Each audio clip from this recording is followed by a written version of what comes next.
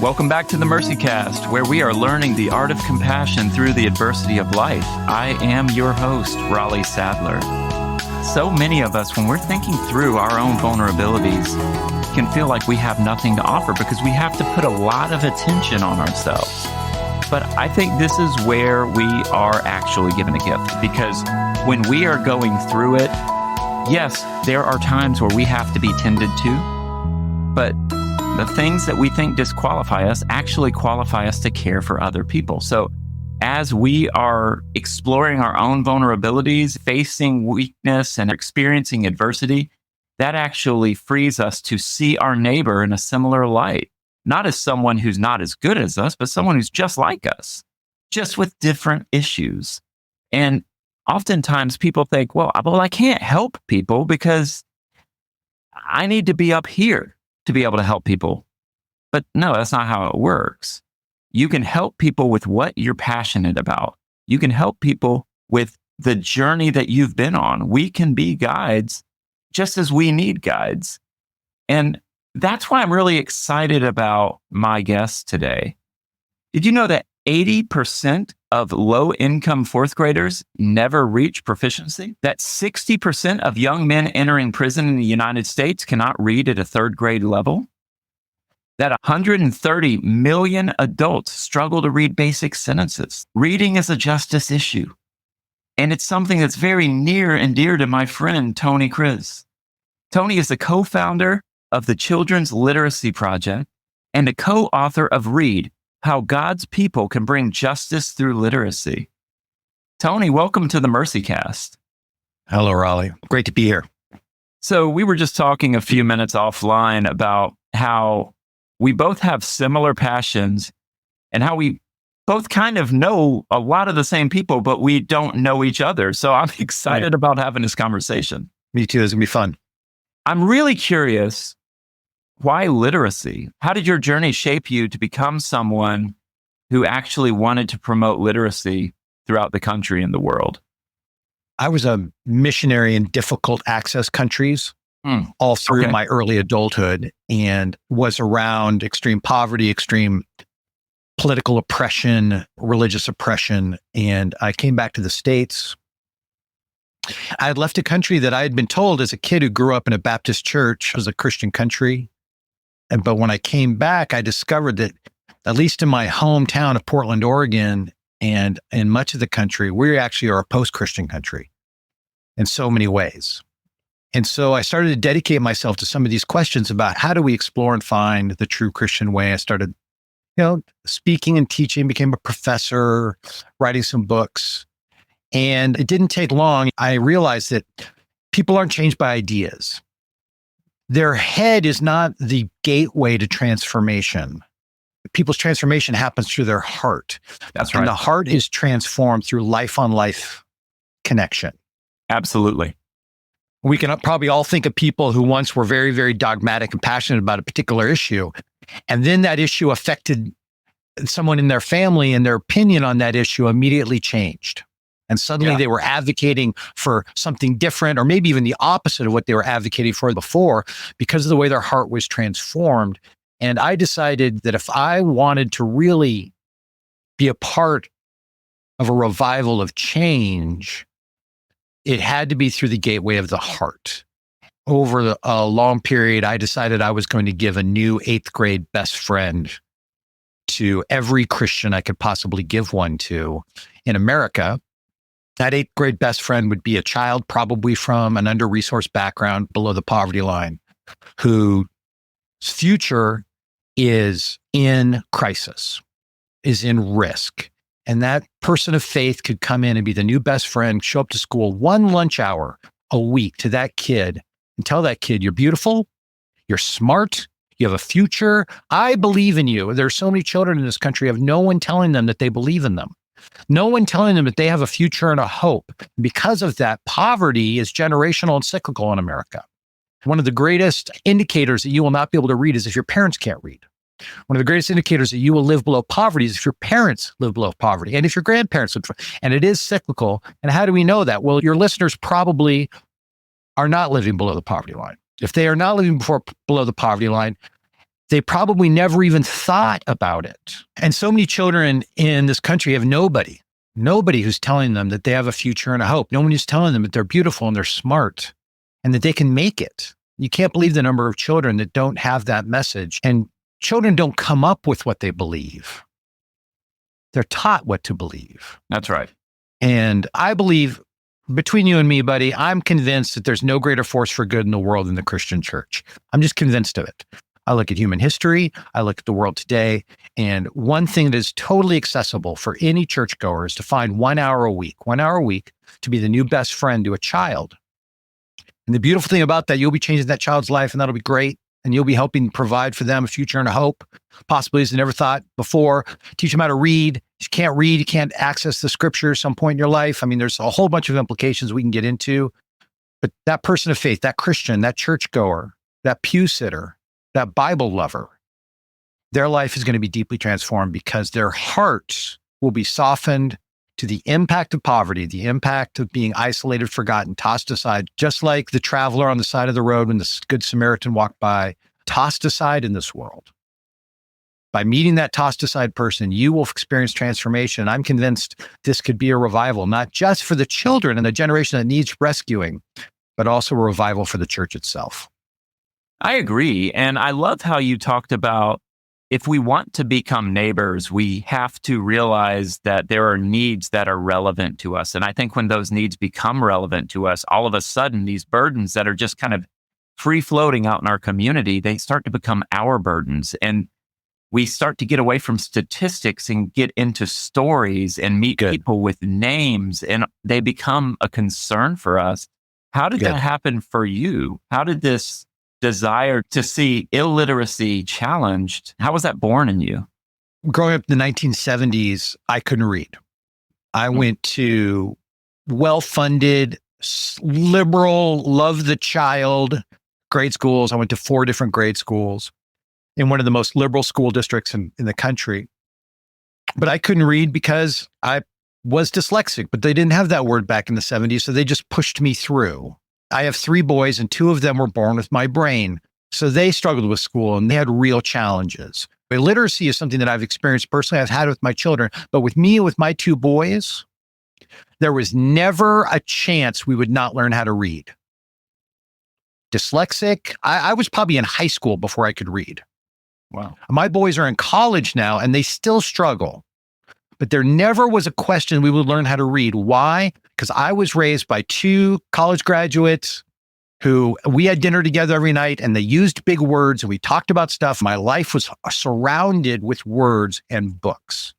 My boys, my wife and I both have graduate degrees. We have dinner together every night. We use big words. They were surrounded by words. There was never a doubt that their brain was seeded with all that they would need to be able to figure it out at some point. But that is, in many ways, the rare case for these children who struggle.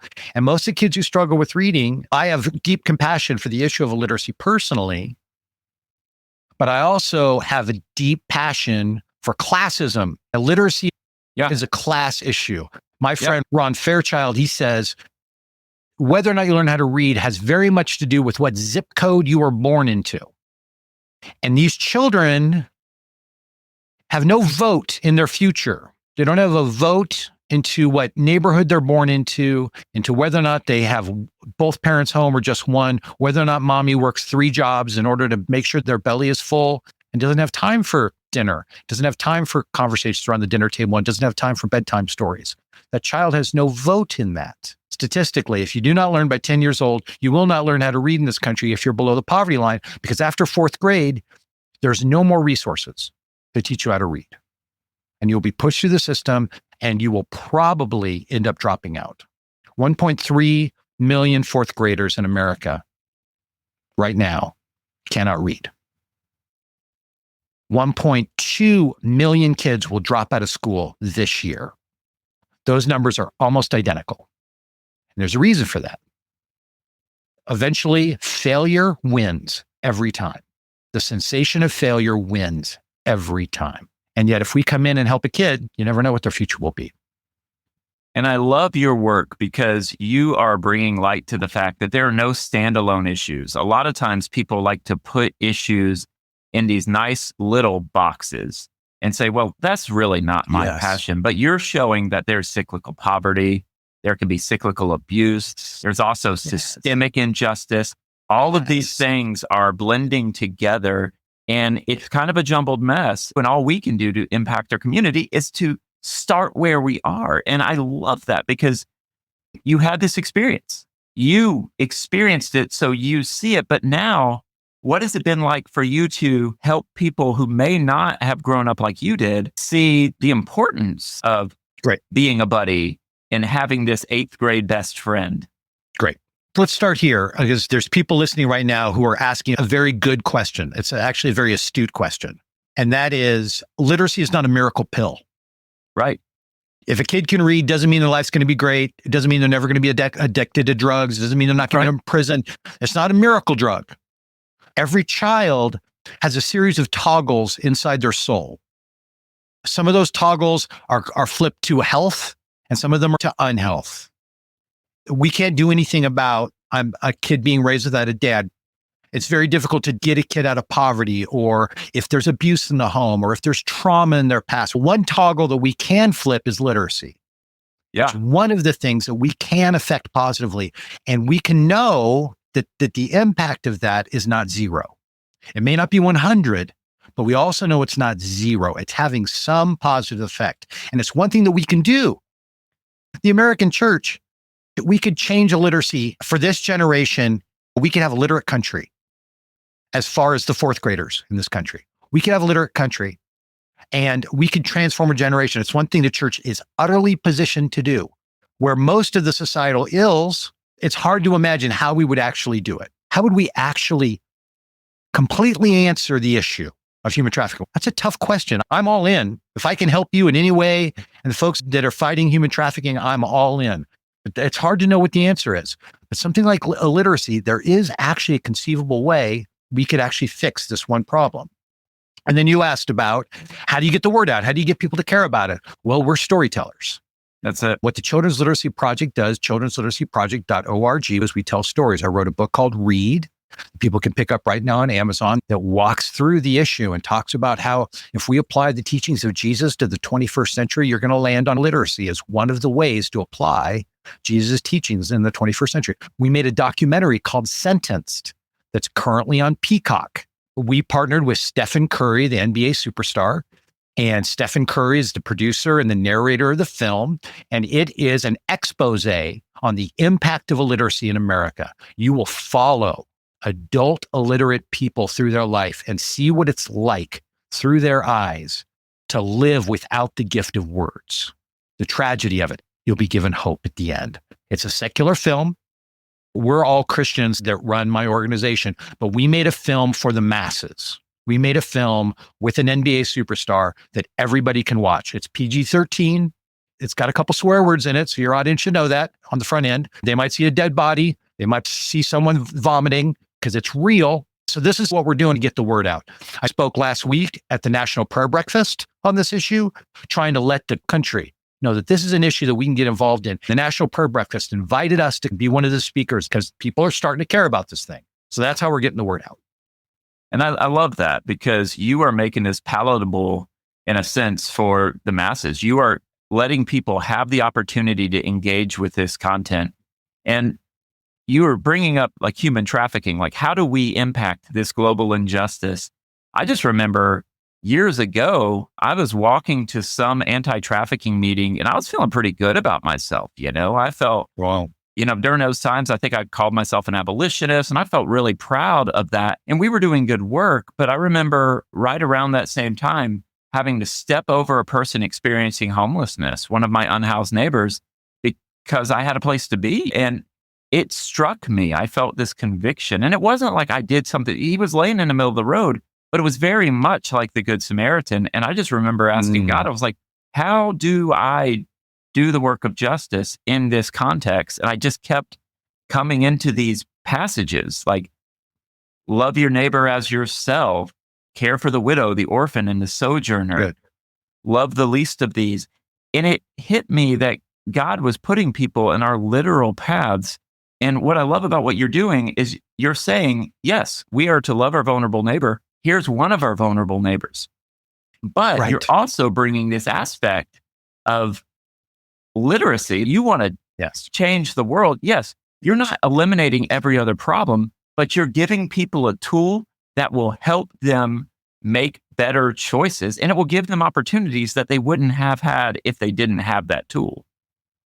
Yeah. If you're living in a community, let's say an indigenous community, just as imagination, a C.S. Lewis story of a community that lives on a river, and you wake up one morning, you find that river is poisoned. You're not going to go down to that river and start bailing out the river with buckets of water, trying to get rid of the poison. No, you're going to go upstream and you're going to find the place where that poison is entering the river. And you're going to destroy the thing upstream that is causing the poison to rush through your village. Yeah. And one great thing about illiteracy is we're getting kids before they've ended up in prison, before they've ended up in welfare lines, before they've ended up being human trafficked because they dropped out.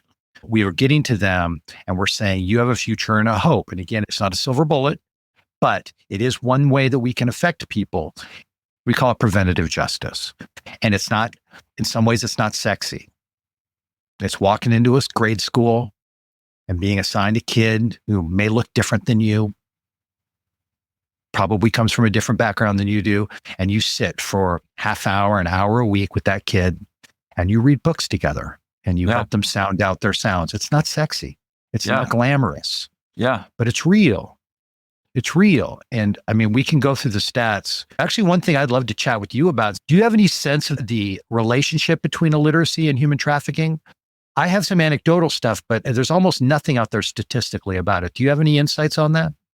You mentioned earlier that you could almost tell if someone is in a certain zip code, they could be having less access to opportunities to learn how to read. And there could be more cyclical illiteracy.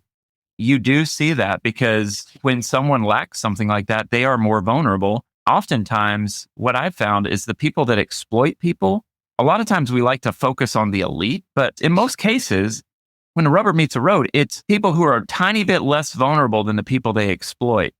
And they're doing that to kind of get a leg up. They're doing that to, in a sense, bolster their own vulnerability.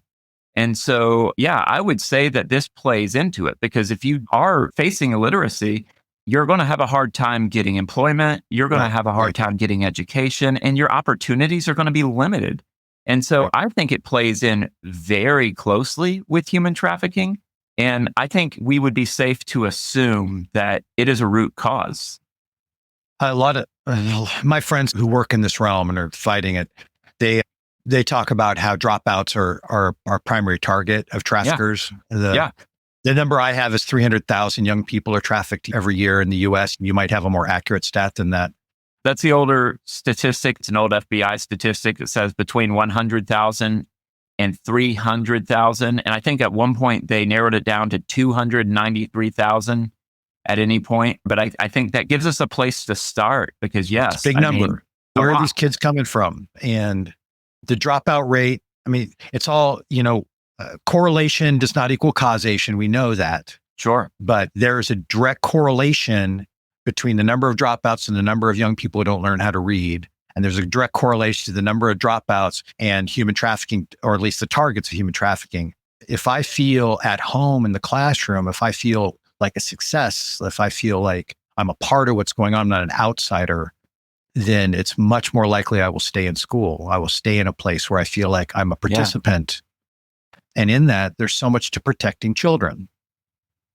And I think you're basically leveling the playing field when you're doing that, right? You are giving someone an opportunity that they may not have. And what I love about this approach is so many people, when they talk about an injustice like human trafficking, I mean, that's exciting for them. And they may have unchecked messiah complexes.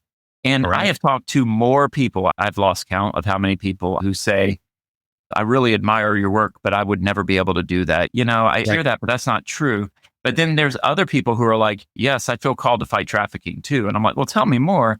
And it's always about saving the girls or saving the boys. And sometimes that's more about them than it is about the people they're trying to care for. I do not believe God has called us to be heroes. I believe God has called us to be neighbors. And that's why I said Good. your work is disruptive, because Good. it is probably doing way more. Because what people don't tell you is you rescue somebody. And I don't mean to be cynical here, but rescue is something that happens over a lifetime. And it's not Right. something that we're ultimately equipped to give. We can help people from point A to point B, but a lot of people are Yeah. re-exploited and a lot of people go back. It's those Yep. vulnerabilities. And Yep. those are the things that are being preyed upon. So your work, I think, is pivotal, because you are helping people come alongside and say, this is something we can do. I can be a buddy. I can have a conversation. I can be a mentor. And I think that's beautiful. And so I think it's absolutely pivotal to pushing back all forms of exploitation. Before those patterns become hardwired into people's programming, to meet kids. And there's some statistics that 85% of juvenile offenders, first-time juvenile offenders, cannot read above a first grade level. 85%. So we're talking about the correlation is not equal causation, but man, there's a lot of correlation. Yeah. And one thing that I like to say everywhere I go is there are two institutions still existing in every neighborhood in America: the grade school and the local church.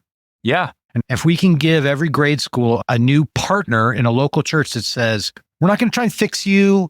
We're not going to come in and try and change your education philosophy. We're just going to show up.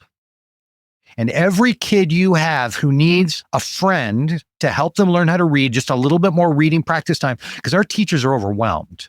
Yes. Our teachers are dealing with trauma. They're dealing with active shooter drills. They're dealing with hunger. They're dealing with psychological problems. They're breaking up fights. They're doing so much more than their job was ever intended to be these days. If you watch the movie Sentenced on Peacock, you'll see firsthand what teachers have to go through. That they don't have time to get to every kid, especially the kid that's struggling. They're just trying to move kids through the system. And if a church showed up and said, you know what, how many people you need? 40? 60? We got pews full of people. We got retirees. We got stay-at-home moms whose kids have gone off to school and they're trying to figure out how to fill their day. We got teenagers who want to change the world, but they don't know where to start. We got business owners who can take a lunch break to come in for an hour. How can we help you? How can we be the new best friend to kids and help out? And the preventative justice that we can do, this is what I know you care about. We're back in our neighborhood. We've broken the cycles of commuterism and consumerism that have dominated the American church, where I drive a half hour to go to the church that I prefer, as opposed to be in the neighborhood. In one translation of John 1:14, it says, the word became flesh and blood and moved into the neighborhood. John 1:14 about Jesus. The word became flesh and blood and moved into the neighborhood. The word needs to become flesh and blood again and move back into the neighborhood. We've become so addicted to our cars and what I want, when I want, how I want, where I want, that we have forgotten how to really love our neighbors. A neighbor, while the person next door, it's really great to love them too. To bring over a thermos of soup when they're sick or whatever we can do. Absolutely love your neighbor next door, but odds are your neighbor comes from your same socioeconomic status. Right. Probably you're similar to you in some way. And when Jesus tells the story of a neighbor, he explains someone who's very different. Somebody who comes from a different racial or cultural background, someone who comes from a different state of life, a different nationality. That's the person he tells the story about in the Good Samaritan. So what Jesus invited us to do is there are hurting. I'll tell you the story. I was just up in Seattle, Seattle, great city, tech center, one of the wealthier churches in Seattle. It's right by Green Lake in this beautiful neighborhood. Okay. Unbelievable, beautiful church. You can't believe the guy who designed this church is the same guy who had designed the original REI in downtown Seattle. I mean, it's this beautiful temple to worship. It's just amazing, beautiful. Everybody who goes to that church has beautiful clothes and is educated. And across the street is a grade school that's full of their kids because it's in the middle of this rich neighborhood. That church figured out about 3 years ago that 20% of that grade school across from the beautiful church and the beautiful neighborhood, 20% of those kids comes from unhoused families. Because quarter mile away is Aurora Boulevard, where a bunch of the unhoused dwell. And their kids, they were putting their kids in this beautiful, and those kids were hiding inside this beautiful grade school. They started an after-school reading program that provided childcare, but really literacy programs for all these kids. They're taking care of the unhoused children in their neighborhood. Your listeners may be in a wealthy neighborhood or middle-class neighborhood or a suburb. You'd be surprised how many needy kids are out there hiding in broad daylight, dying for someone to care for them because they're coming from difficult backgrounds. They're coming from trauma. They're coming from pain. And you mentioned how you want to connect to local churches. And what I've found with churches is, as I'm getting to know churches, I don't come in with some one-size-fits-all program. I want to help them identify and respond, or if I want to use alliteration, recognize and respond to the vulnerabilities in their community. You do that by seeing people, not only seeing those who are most vulnerable, but seeing the people who are working with those most vulnerable. And so when we work with a church, we do it in a way that's congregational. I want to help everyone in the pew do something. Not everyone, but everyone in the pew do something. But then let my people go. We help churches connect to these organizations, agencies, social service providers that ultimately are there in the community and can provide oversight and guidance. And honestly, a lot of times just need volunteers. And so with your work, I love it because yes, you are there. And this is an easy way that churches can plug in. I remember talking to a pastor and he was telling me about people experiencing homelessness in his community. He talked about them in a way that was aloof or not connected. I said, what would happen if you said, rather than saying homeless guys or homeless people, you said homeless neighbors? That one addition of that one word changed this guy's theology. It changed his practical theology because all of a sudden it was, they're my neighbors. And if churches could see that, yes, that kid who's struggling to read, he's got a lot against him. She's got a lot against her. That is our neighbor. And with organizations like yours, I just think that is that's an easy lift in a sense, but I think it's an accessible lift. Like it's something that anyone in our churches can do. We can go and we can have a conversation and we can build a relationship and we can be a neighbor. Yeah. And I'll tell you, like I said earlier on in our conversation, any way that I can help you in your mission, I'm all in. I want to see the issues of injustice engaged by the church, the greatest force for good in the world, in my opinion. I desire it. But I realize that it's a tough lift. It's a heavy lift. And there's a lot of people going to church who desperately want to apply the teachings of Jesus. They want to so badly, but they don't know how. They don't know where to begin. And walking into a prison and starting a Bible study sounds scary. And going to a soup kitchen sounds scary. And going to an immigration detention center sounds scary. But there's nothing scary about an 8th grader or an 8-year-old. They're going to think you're a superhero when you walk through the door. They're going to think you walk on water. They're going to be so glad to see you that your life is going to suddenly go from black and white to technicolor. You're going to love it. And here's the deal. I'll admit it. I'm a justice drug dealer. My entry drug, my justice marijuana is literacy. I want to get people hooked on literacy so they'll fall in love with justice. Then I want to get them hooked on all the hard drugs of justice. I want them to fly to the other side of the world and dig wells. I want them to get involved in issues of homelessness in their neighborhood, in their city, get meetings with the mayor to change systemic issues. I want them to get there, but it needs to begin with heart change. Jesus engaged the crowds in 2 ways, often through direct touch, life on life. Second, he told stories. And I want to encourage everyone to get life on life to the point of touching and share stories. That's what I want them to do.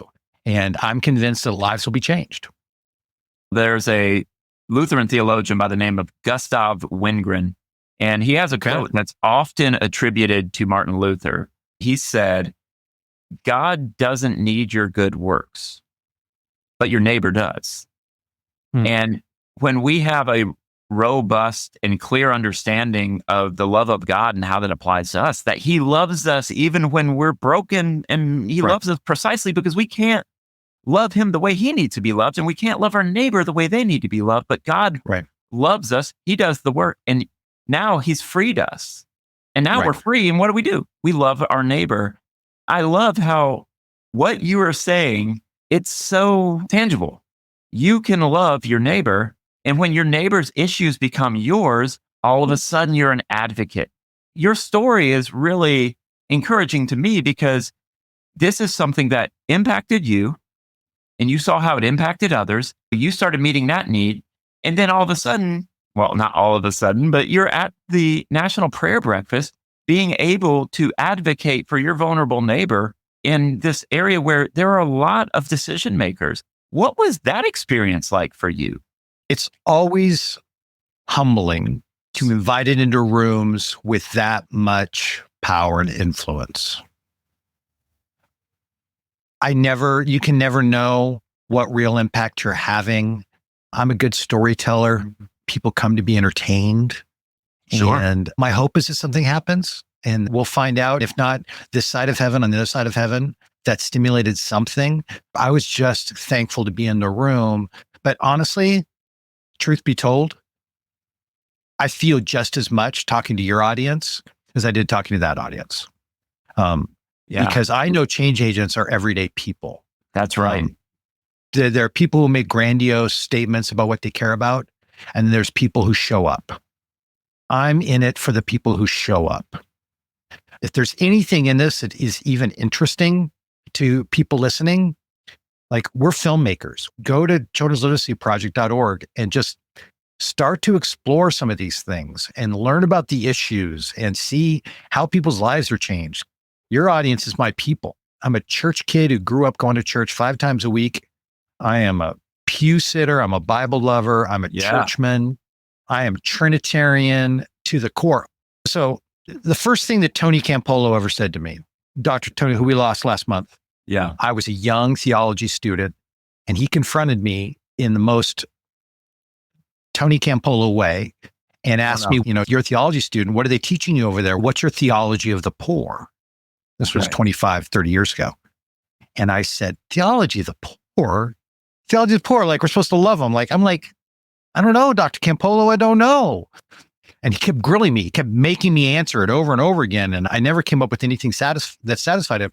And he said to me, when you look into the face of the poor, you gaze into the eyes of Jesus. When you look into the face of the poor, you gaze in the eyes of Jesus. For as much as you've done it to the least of these, you've done it unto me. And we need to realize that God wants to save our souls, that God saved us, is saving us, and will save us. And in the is saving us, that's right. These encounters with the least of these, with the poor in spirit, with the neighbor by the side of the road, love your neighbor as yourself. In these encounters, God is offering opportunities to save us. Dr. Campolo was like, Trinitarianism says that I am not an individual. I am a communal being. God is not 3. God is not 1. God is a communal being. 3 and 1, 1 and 3, communal. And we are communal beings. And we only actually are alive when our lives intersect with the other. And that's right. Othering, you know, as we experience life with the other, as that barrier that separates us from them starts to break down. And what separates me from you, and what separates you from me, as that child wraps their arms around your bicep, as they're listening to you read, and as they try to sound out the word, as you help them get along, in that intimate moment, when where I end and the other begins to break down, that is a Trinitarian moment. That is a communal moment. This is what God is inviting us into. God wants God's nature to be manifested in all places at all times. When we live in our isolation, when we live in our individualization, when we live in our communer mentality, when we ignore our neighbor, when we only surround ourselves with people who look like us, talk like us, dress like us, read like us, worship like us, spend like us, when we surround ourselves with people who are just like us, it's really just a form of self-love. That's right. And so this is why God desperately wants us to be with the other, because it's only in being with the other that we shatter the shackles of self-love. We begin to enter into this communal, Trinitarian, God-given gospel reality. And you experience this in your work. And this is what God wants for us. And you know what's funny? When you care for that neighbor, when you care for that child, sometimes that kid, just in being cared for, there's going to be things where God works through that kid in your life. It challenges your presuppositions and your assumptions. It challenges your cynicism. It challenges your background. And that kid will start ministering to you.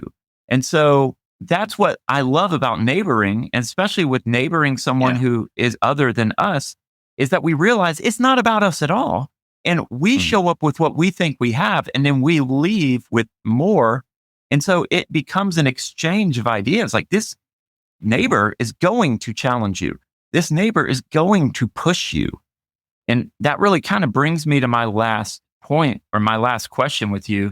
How would you encourage our listeners to love their neighbor who's experiencing illiteracy? Hopefully people have heard enough here. And we've just scratched the surface, you and I. Thank you for this conversation. I'm really thankful you would spend this time with me, and your listeners would spend this time with us. Hopefully you've heard enough to at least prick your interest.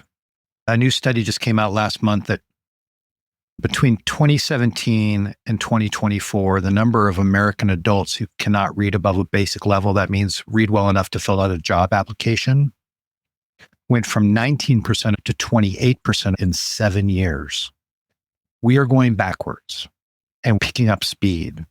Illiteracy in America peaked in the 1970s, and we've been going backwards ever since. It's a real problem. On a selfish level, if you would like to live in a better country, this is something you can do. Yeah. On a selfish level, if you want your church and your home to be in a neighborhood with less crime, with less poverty, this is something you can do, really tangible. On a selfish level, if you'd like to add an hour of joy to your week, then go and become the new best friend to a third grader at your local school. The middle of my bullseye is I want whole churches to adopt whole schools. I want this to be absolute blitzkrieg of love. I want tidal waves of transformation. I want whole schools changed overnight. I want teachers set free to love their job again. I want schools, and we can do it. Pastors complain to me all the time that 5% of their congregation is doing all the work, because 95% are like, I don't have a theological degree. I can't play an instrument. I'm not good at leading programs. I don't know what to do with myself. Well, every single one of them can be a reading buddy, can be the new best friend to a 9-year-old. So, hello, pastors out there, Christian leaders. If you're a Christian leader in your church, go to children'sliteracyproject.org, learn, sign up your church, let us get engaged, and find you a school that needs you. A year from now, you're going to be able to go, oh my gosh, look at all that we were able to affect. And it's long-term impact. Once you learn to read, you never lose it. When you help a kid read, do you know who falls in love with you? Their family, their parents, their uncles, their grandparents. They're going to think your church walks on water because your church came alongside and helped that kid. Suddenly, you're in the neighborhood business again. And people are going to wonder, who are these people who helped my kid, who didn't have to? And they came alongside and helped out. It's insane, the level of impact. And then if every school in your town and city has a church that partnered with it, and suddenly a whole generation being changed, then yeah, the mayor's office is going to find out about it. The city council is going to find out about it. Suddenly, the church's reputation is going to change rapidly, and people are going to want to listen to what we have to say again. let's get relevant. Let's get involved in something. If you are interested in more stories like this one, buy my book, Vulnerable: Rethinking Human Trafficking. Also, if you want bonus content, you can click on the link in the show notes to access our new and improved weekly bonus podcast, More Mercy, where I dive deeper into each episode. Don't forget to hit that subscribe button and leave MercyCast a 5-star review. I want to hear from you. You can email me at info@mercycast.com. This podcast is brought to you by Let My People Go. To learn more about how you can love your most vulnerable neighbors through your own vulnerability, go to lmpg.org. Till next time, have mercy on yourselves and each other.